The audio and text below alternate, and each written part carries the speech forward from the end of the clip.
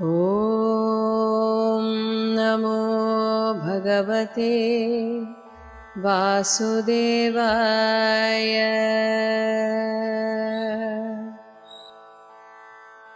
ശ്ലോകം 33. അക്ഷരാണാം അകാരോ അസ്മി അകാരഃ അസ്മി.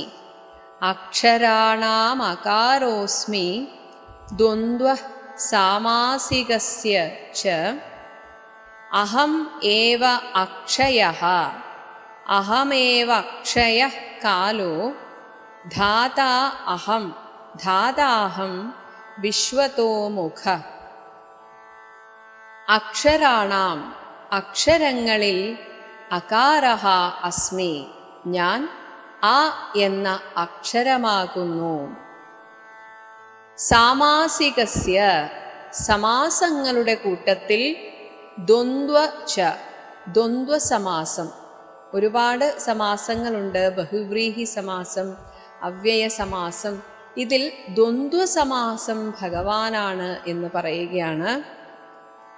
അക്ഷയഃ കാലഃ ഒരിക്കലും നശിക്കാത്ത, ഈ പ്രപഞ്ചത്തെ സംബന്ധിച്ച് നോക്കിയാൽ ഒരിക്കലും നശിക്കാത്ത അല്ലെങ്കിൽ ഒടുങ്ങാത്ത കാലം, ആ സമയം, അത് അഹമേവ ഞാൻ തന്നെയാകുന്നു. വിശ്വതോ മുഖഃ നാലു ഭാഗത്തും മുഖങ്ങളുള്ള ധാതാ ആ ബ്രഹ്മാവും അഹം ഞാൻ തന്നെയാകുന്നു. ഭഗവാൻ പറയുന്നത് ആദ്യത്തെ അക്ഷരം മൂലസ്വരമാണ് അകാരം. നമ്മൾ വ്യഞ്ജനാക്ഷരങ്ങളെ എടുത്താൽ ക് എന്നാണ് ശരിക്കും അതിൻ്റെ ആ വ്യഞ്ജന സ്വരം. അതിൻ്റെ കൂടെ അകാരം ചേരുന്നത് കൊണ്ടാണ് അത് ക ആയിട്ട് മാറിയത്. ഇങ്ങനെയെല്ലാം അതെ, ഖ് പ്ലസ് ആ ഖ, എല്ലാറ്റിനോടും അകാരം ചേരുമ്പോഴാണ് അതിന് പൂർണ്ണത വരുന്നത്. അതുകൊണ്ട് തന്നെ അകാരത്തിന് അത്രയും പ്രാധാന്യമുണ്ട്. അതുകൊണ്ട് ഭഗവാൻ പറയുന്നു, അക്ഷരങ്ങളിൽ ആ എന്ന ആ മൂലാക്ഷരം, മൂലസ്വരം ഞാനാകുന്നു. അതുപോലെ തന്നെ മഹാവിഷ്ണുവിൻ്റെ ഒരു പര്യായ ശബ്ദം സ്വരമാണ് അഹ എന്നത്. ഇത് വിഷ്ണു സഹസ്രനാമത്തിൽ പറയുന്നുണ്ട്. ഇനി സമാസം, ഒരുപാട് സമാസങ്ങളുണ്ട്. ഇതിൽ സമാസം തന്നെ പൂർവപദം, ഉത്തരപദം ഇങ്ങനെ വിഭജിച്ചിട്ടുണ്ട്. ഇതിൽ പൂർവപദത്തിനും ഉത്തരപദത്തിനും ഒരുപോലെ പ്രാധാന്യമുള്ളതാണ് ദ്വന്ദ്വസമാസം. രാമനും കൃഷ്ണനും, രാമകൃഷ്ണന്മാർ. അപ്പോൾ ഇവിടെ രണ്ടിനും ഒരേ പ്രാധാന്യമാണ്. അതുകൊണ്ട് സമാസങ്ങളിൽ ഭഗവാൻ ദ്വന്ദ്വസമാസമാകുന്നു. അപ്പോൾ ഇതിൽ നിന്നും നമ്മൾ മനസ്സിലാക്കേണ്ടത്, ഇവിടെ ഒരു രൂപമോ ഭാവമോ ഒന്നുമില്ലാത്ത ഇത്തരം വ്യാകരണ കാര്യങ്ങളിൽ പോലും ഭഗവാൻ തൻ്റെ സാന്നിധ്യത്തെക്കുറിച്ച് പറയുകയാണ്. ഇനി കാലം, ഇവിടെ നമുക്ക് കാലം ഇല്ലാതെ, സമയഗണന ആണ് നമ്മുടെ ജീവിതത്തെ മുന്നോട്ട് നയിക്കുന്നത് തന്നെ. രാവിലെ, ഉച്ചയ്ക്ക്, വൈകുന്നേരം, ഇന്ന്, നാളെ, മറ്റന്നാൾ, ഇന്നലെ, ഇങ്ങനെ പറയുന്നതെല്ലാം കാലത്തെക്കുറിച്ചാണ്. ഇങ്ങനെ ഒരിക്കലും ഒടുങ്ങാത്ത കാലം അത് ഭഗവാൻ തന്നെയാണെന്ന് പറയുന്നു. ഇനി ഭഗവാൻ മഹാവിഷ്ണുവിൻ്റെ നാഭീപത്മത്തിൽ നിന്ന് രൂപം കൊണ്ട സൃഷ്ടികർത്താവാണ് ബ്രഹ്മാവ്. എല്ലാം നോക്കാൻ കഴിവുള്ള ആ സർവജ്ഞത്വമാണ്, അതിൻ്റെ സൂചനയാണ് ആ ബ്രഹ്മാവിൻ്റെ 4 മുഖങ്ങൾ. അതാണ് വിശ്വതോ മുഖം, എല്ലായിടത്തും കണ്ണെത്തുക. അതാണ് ബ്രഹ്മാവിൻ്റെ ആ മുഖം സൂചിപ്പിക്കുന്നത്. ഇങ്ങനെയുള്ള ആ ബ്രഹ്മാവും ഞാൻ തന്നെയാണ് എന്ന് ഭഗവാൻ പറയുന്നു. അക്ഷരാണാമകാരോസ്മി ദ്വന്ദ്വഃ സാമാസികസ്യ ച അഹമേവ അക്ഷയകാലോ ധാതാഹം വിശ്വതോ മുഖഃ. 34-ാമത്തെ ശ്ലോകം. മൃത്യുഃ സർവഹരഃ ച അഹം സർവഹരശ്ചാഹം ഉദ്ഭവഃ ച ഉദ്ഭവശ്ച ഭവിഷ്യതാം കീർത്തി ശ്രീ വാക് ച നാരീണാം സ്മൃതി മേധ ധൃതി ക്ഷമാ. സർവഹരഃ എല്ലാറ്റിനെയും നശിപ്പിക്കുന്ന മരണം, മൃത്യു, അത് ഞാനാകുന്നു. സംഹാരം എന്ന ആ ക്രിയ പോലും ഭഗവാനാണ്.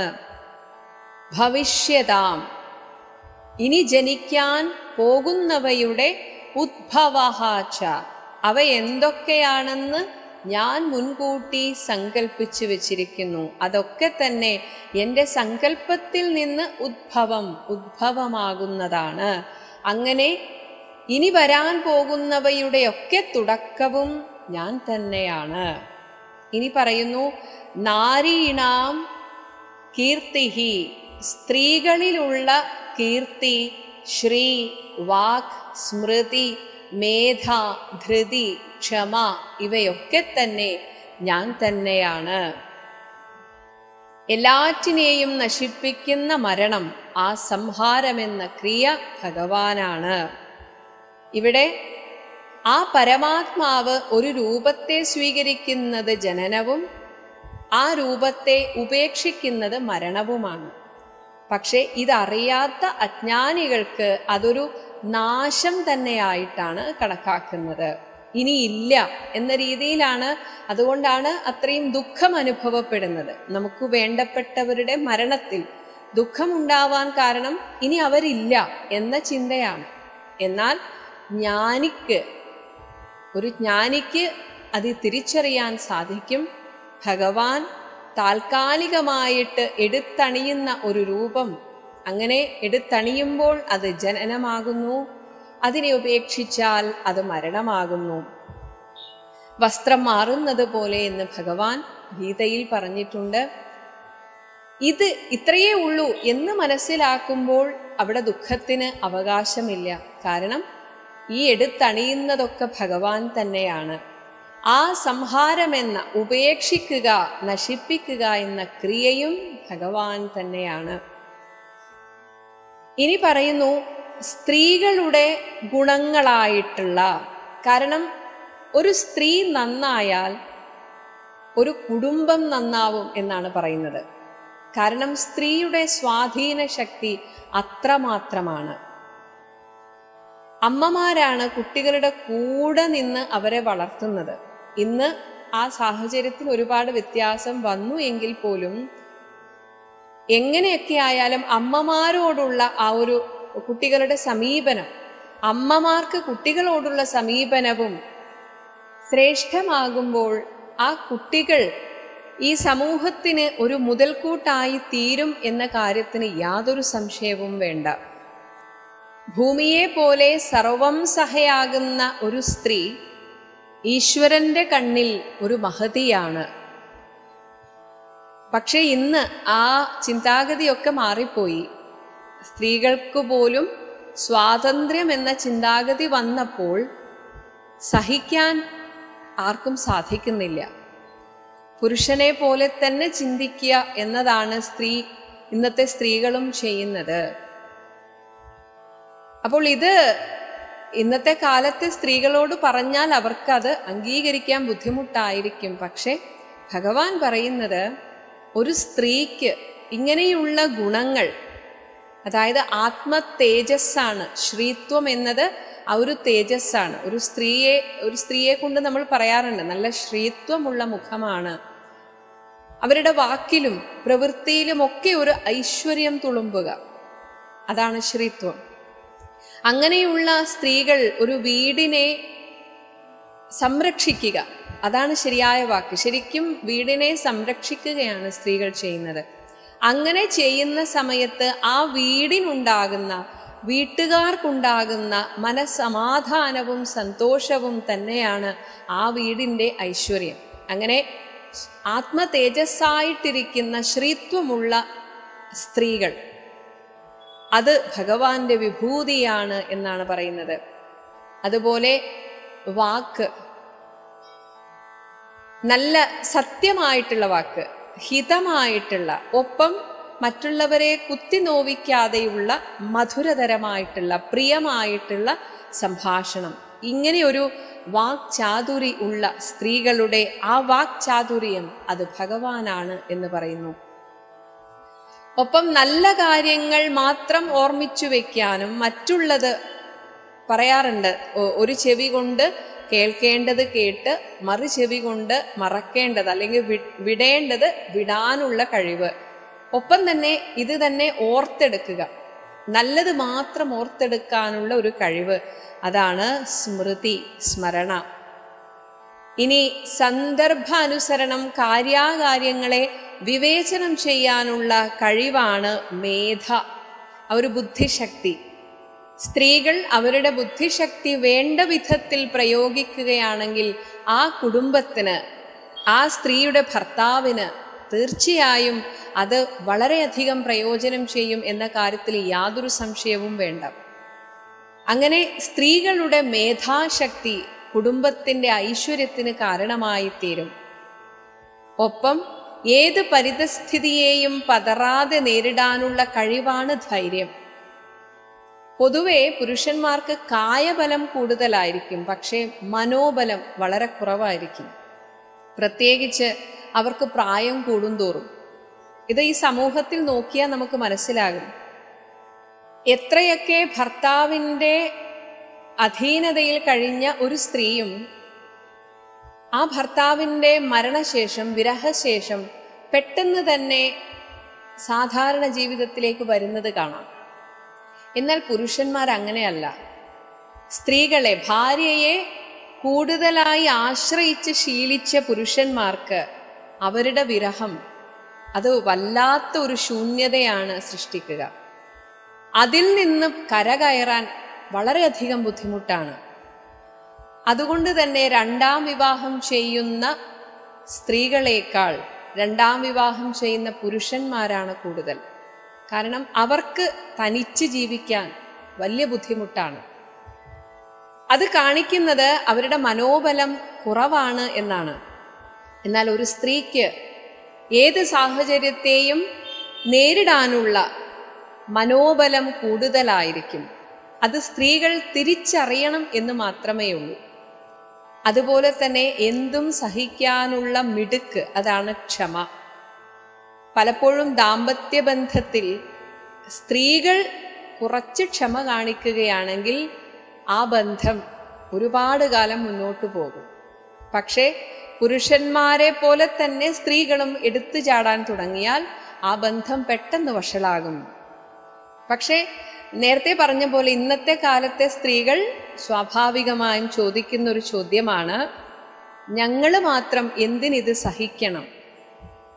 തീർച്ചയായും ചോദിച്ചു പോകുന്നതാണ്. പക്ഷേ ഭഗവാൻ പറയുന്നു, ഈ രീതിയിൽ ഒരു സ്ത്രീ ഈ ലോകത്ത് ജീവിക്കുകയാണെങ്കിൽ ആ സ്ത്രീയുമായി ബന്ധപ്പെട്ട് നിൽക്കുന്നവരുടെയൊക്കെ ജീവിതം ഐശ്വര്യപൂർണമായിത്തീരും. ഒരു ഭർത്താവിന് ഭാര്യയെ നന്നാക്കിയെടുക്കാൻ, അതായത് എല്ലാവർക്കും ഉണ്ടാവും എന്തെങ്കിലുമൊക്കെ നെഗറ്റീവായിട്ടുള്ള സ്വഭാവങ്ങൾ. ഭാര്യയെ നന്നാക്കിയെടുക്കാൻ കുറച്ച് ബുദ്ധിമുട്ടായിരിക്കും. പക്ഷെ ഒരു ഭാര്യ വിചാരിച്ചാൽ ഒരു അമ്മയുടെ മനസ്സോടെ ഭർത്താവിനെ നേരെയാക്കിയെടുക്കാൻ സാധ്യമാണ്. കാരണം കുറച്ചൊരു സ്നേഹമുള്ള ഭർത്താവാണെങ്കിൽ അവർ പോലും അറിയാതെ ആ ഭാര്യയിൽ ഒരു ആശ്രയത്വം ഉണ്ടാകും. അതുകൊണ്ട് തന്നെ ഭാര്യ ഒരു മിടുക്കോടുകൂടി ഭർത്താവിനെ ഒന്ന് നേരെയാക്കണം എന്ന ആത്മാർത്ഥമായ ശ്രമത്തോടുകൂടെ ശ്രമിക്കുകയാണെങ്കിൽ തീർച്ചയായും ഭർത്താക്കന്മാരിൽ കുറേയൊക്കെ മാറ്റം വരുത്താൻ സാധിക്കുകയും ആ കുടുംബ ബന്ധം കൂടുതൽ ഊഷ്മളമാവുകയും ചെയ്യും. പക്ഷേ ഇന്നത്തെ കാലത്തെ സ്ത്രീകൾ ചിന്തിക്കുന്നത് പോലെ ഞാൻ എന്തിന് ഇതൊക്കെ സഹിക്കണം എന്ന് ചിന്തിച്ചാൽ വഷളായിപ്പോകും. അപ്പോൾ ഭഗവാൻ പറയുന്നു, സ്ത്രീകളിലെ ഈ നല്ല ഗുണങ്ങളൊക്കെ തന്നെ എൻ്റെ വിഭൂതിയാണ്. ഇത് തിരിച്ചറിഞ്ഞുകൊണ്ട് അങ്ങനെ ഒരു സ്ത്രീ ജീവിക്കുകയാണെങ്കിൽ അവർ ഈശ്വര തുല്യയാകുന്നു. മൃത്യുഃ സർവഹരശ്ചാഹം ഉദ്ഭവശ്ച ഭവിഷ്യതാം കീർത്തിശ്രീർവാക്ച നാരീണാം സ്മൃതിർമേധാ ധൃതി ക്ഷമാ. ശ്ലോകം 35. ബൃഹത് സാമ ബൃഹത് സാമ തഥാ സാംനാം ഗായത്രീ ഛന്ദസാം അഹം ഛന്ദസാമഹം മാസാനാം മാർഗശീർഷഃ അഹം മാർഗശീർഷോഹം ഋതൂനാം കുസുമാകരഃ. തഥാ അതുപോലെ സാംനാം സാമവേദത്തിലെ ഗാനങ്ങളിൽ ബൃഹത് സാമ ബൃഹത് സാമ എന്നറിയപ്പെടുന്ന വളരെ വിശേഷപ്പെട്ട ആ ഗാനം അത് ഞാനാകുന്നു. ഛന്ദസാം വേദമന്ത്രങ്ങളിൽ പ്രധാനമായി ഉപയോഗിക്കുന്ന വൃത്തങ്ങളിൽ ഛന്ദസ്സുകളിൽ ഗായത്രി അഹം ഞാൻ ഗായത്രിയാകുന്നു. ഗായത്രി ഒരേ സമയം വൃത്തവുമാണ് മന്ത്രവും ആണ്. മാസാനാം മാസങ്ങളിൽ മാർഗശീർഷഃ അഹം മാർഗശീർഷമാസം ധനുമാസം അത് ഭഗവാനാകുന്നു. ഋതൂനാം 6 ഋതുക്കളിൽ പുഷ്പങ്ങൾ വിരിയുന്ന സുന്ദരമായിട്ടുള്ള കുസുമാകരഃ വസന്ത ഋതു അഹം ഞാൻ തന്നെയാകുന്നു. വേദങ്ങളിൽ സാമവേദം ഭഗവാനാണെന്ന് മുൻപ് പറഞ്ഞു. ആ സാമവേദം ഗാനങ്ങളുടെ ഒരു സമാഹാരമാണ്. അതിലെ പ്രസിദ്ധമായ ഒരു ഗാനമാണ് ബൃഹത് സാമ. മറ്റ് ഗാനങ്ങളെ അപേക്ഷിച്ച് ഇത് കൂടുതൽ പരമാത്മാവിനെ പ്രതിപാദിക്കുന്നു എന്നതിനാലാണ് ബൃഹത് സാമ എന്ന ആ ഗാനം ഭഗവാന്റെ വിഭൂതിയാണ് എന്ന് പറയുന്നത്. ഇനി സൂര്യ സംബന്ധിയായിട്ടുള്ള ഗായത്രി മന്ത്രം അഥവാ ഗായത്രി ഛന്ദസ് ആ വൃത്തം അത് ഭഗവാനാകുന്നു.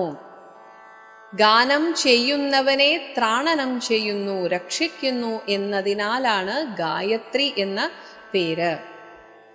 ഇനി ചാന്ദ്രമാസങ്ങളിൽ 9ാമത്തേതാണ് മാർഗശീർഷം.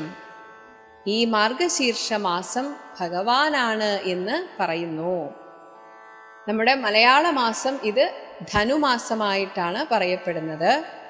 ഇനി വസന്ത ഋതു പൂക്കളുടെ എല്ലാം കലവറയായതുകൊണ്ട് തന്നെ വളരെ ഭംഗിയായിട്ട് പ്രകൃതി തന്നെ ഒരുങ്ങുന്നത് പോലെയാണ്. അതുകൊണ്ട് ആ ഋതു ആ കാലമാണ്. ആ കാലം ഭഗവാന്റെ ഒരു വിഭൂതിയായിട്ട് പറയുകയാണ്.